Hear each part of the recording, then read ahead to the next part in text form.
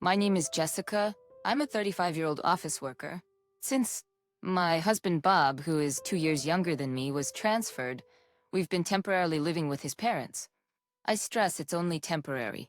Bob seems to enjoy living in his childhood home, but I am eager to find our own place and move out as quickly as possible. This is because I simply can't get along with my in-laws, especially my mother-in-law. She was always a nasty person, even before our marriage, but after living together, her attitude is more harsh than before. Haven't you gone shopping yet? You missed the supermarket's early bird sale? You can't even shop efficiently. I work from home with my company's permission, but I'm still working during weekdays. There's no way I could make time for my shopping at the supermarket's early bird sale time. As I've said many times, I work during the day, so I can't go shopping until after 5 p.m. Every time I say this, my mother-in-law criticizes me. Here she goes, so arrogant, can't even have a child. Bob and I don't have children. We haven't specifically checked at the hospital, so we don't know who is to blame.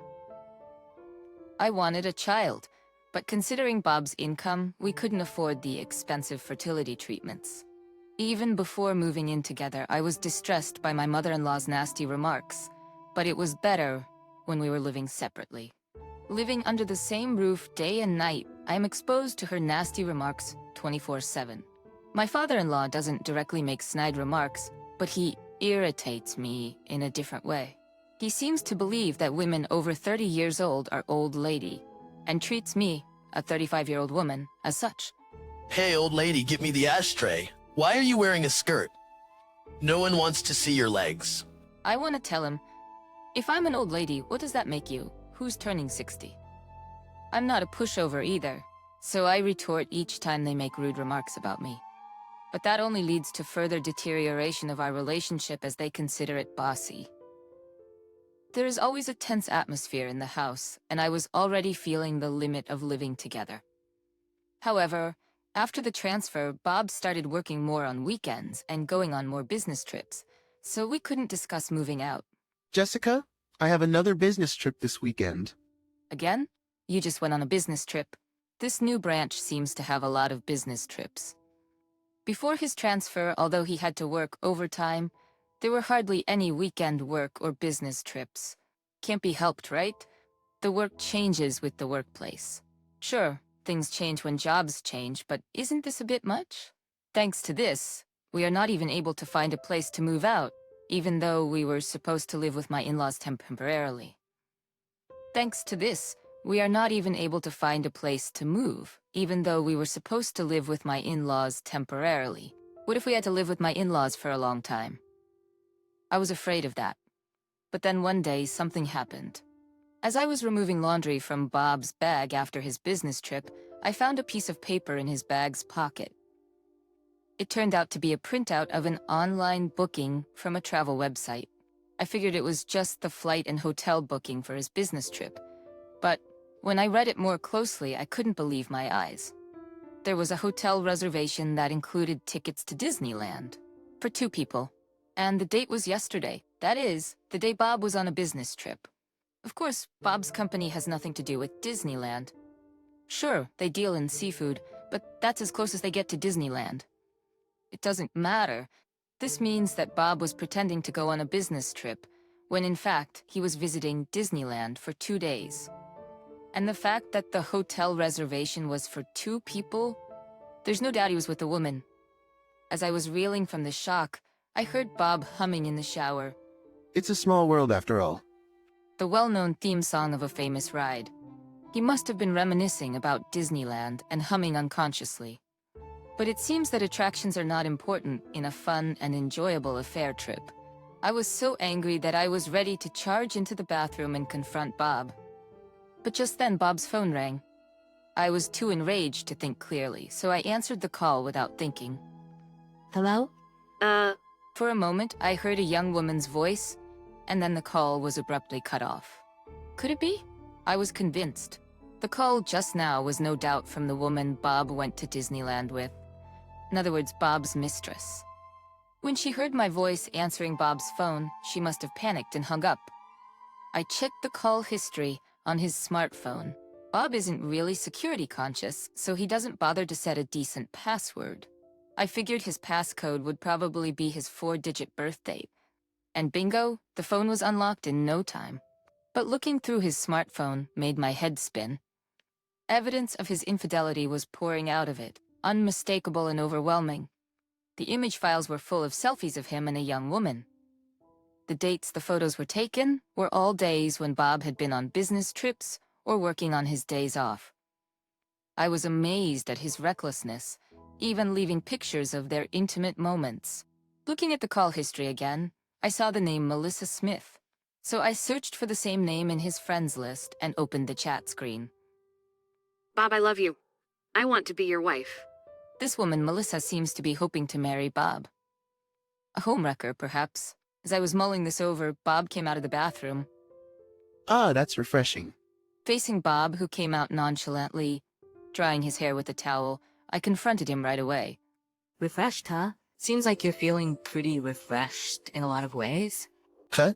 Who is Melissa Smith?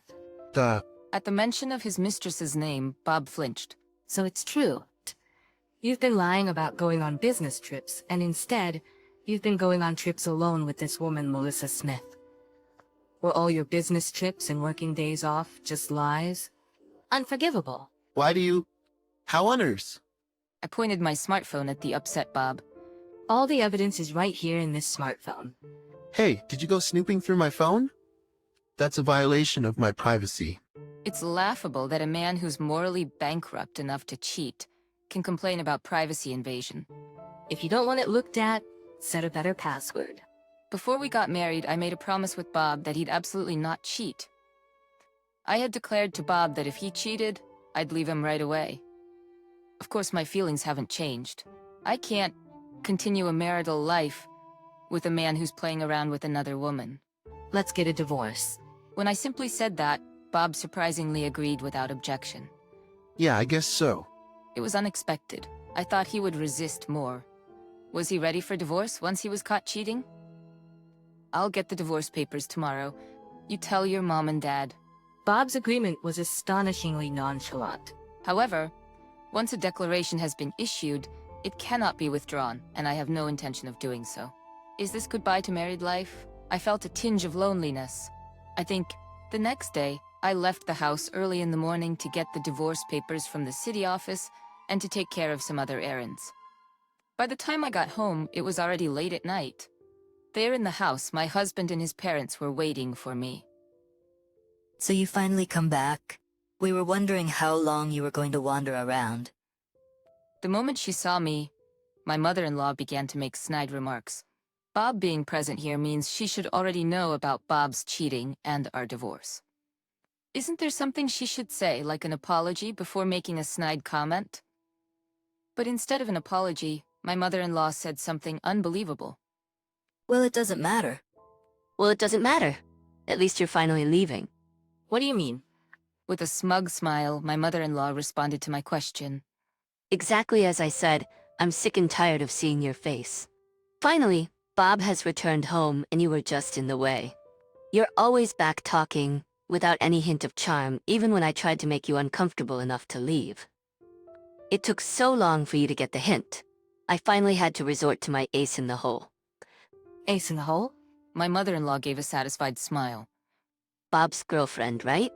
You already know the name of Bob's girlfriend, right? Yes, something like Smith. Why was she checking if I knew the name of Bob's mistress? You see, I have a friend from my book club, Mrs. Smith. Her daughter is such a well-mannered, charming young lady. She's 10 years younger than you, only 25. At that age, she can have kids easily. Then my mother-in-law dropped a bomb. So I introduced Mrs. Smith's daughter to Bob. Excuse me? I was shocked. I never expected my mother-in-law to say something like this to me. Are you saying mother-in-law, you arranged Bob's affair? Oh, arranged sounds so scandalous. I simply introduced them. I was completely taken aback by my mother-in-law, proudly talking about her own wrongdoings. I can't believe that a mother would induce her own son to cheat on her. And she is so proud to tell her son's wife about it. What a horrible mother. Well, I had no other choice. Bob is our only child, We need an heir.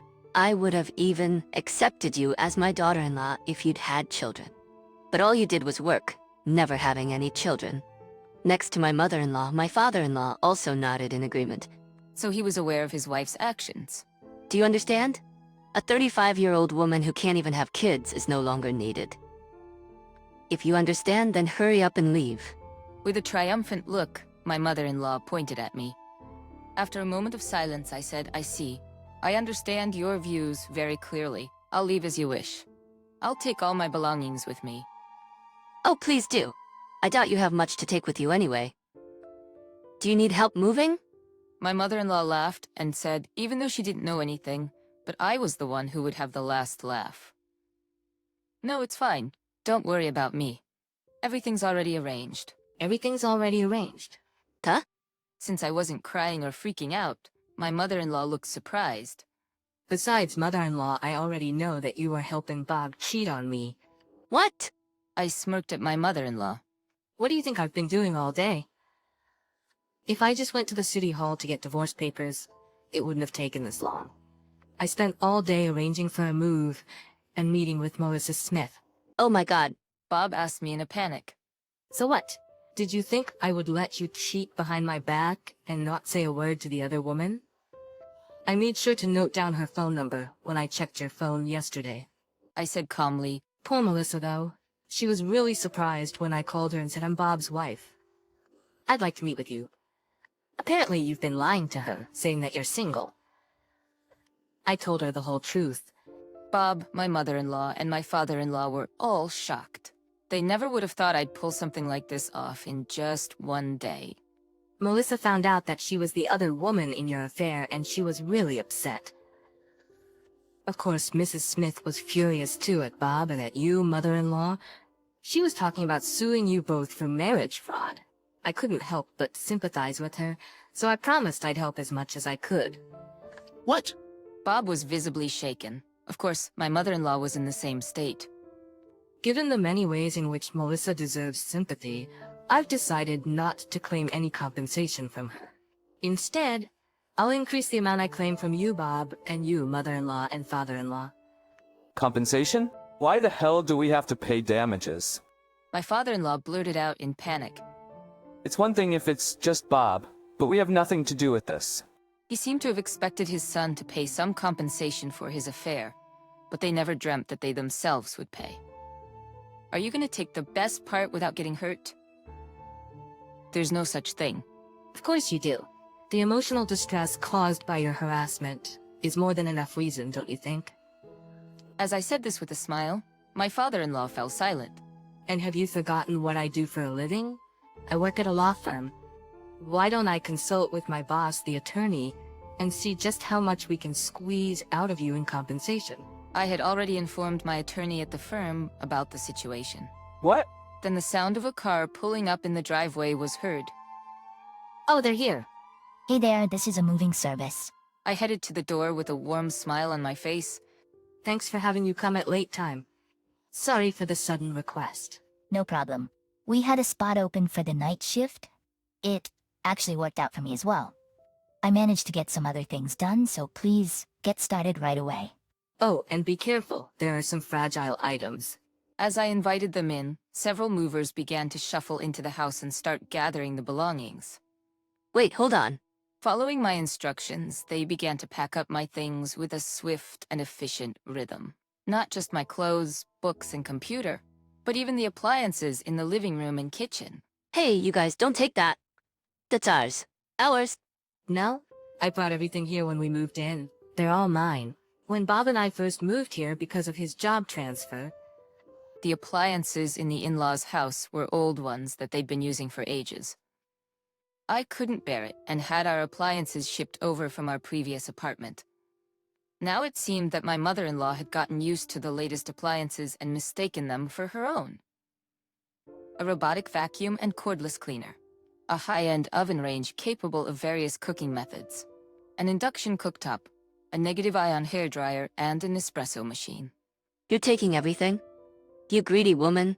Mother-in-law lunged at me, but Bob stopped her. Mom, it can't be helped. It's all Jessica's. It seemed that Bob had accepted the situation. However, it seemed that my mother-in-law wasn't ready to give up just yet. Once you know the superiority of the latest appliances, you can't go back, right? If you're dissatisfied, why don't you buy new ones? Though, after paying the compensation, it seems unlikely that you'll have enough money to buy new high-end appliances. While this was going on, the movers were rapidly moving my stuff into their truck under my direction. They bowed to me and hopped into the truck. Okay, I'll be heading to the new address as well. Please make sure everything gets there. As I watched the moving truck drive off, I got into my car. Of course, this car is also mine. Where's that truck going? Huh? Of course I'm taking it to my apartment. The one I lived in before you were transferred. My apartment. The apartment I bought when I was single was listed for sale with a realtor due to Bob's job transfer. However, because the asking price was too high, it never sold and I still own it. The realtor suggested lowering the price several times, but I'm glad I didn't. I never imagined this would happen. As I fastened my seatbelt, I laughed softly. But maybe, just maybe, I predicted this would happen deep down. What? Bob made a face as if he didn't understand. Because I set a selling price higher than the market rate to make sure it wouldn't sell. This way, I could always move back to my apartment.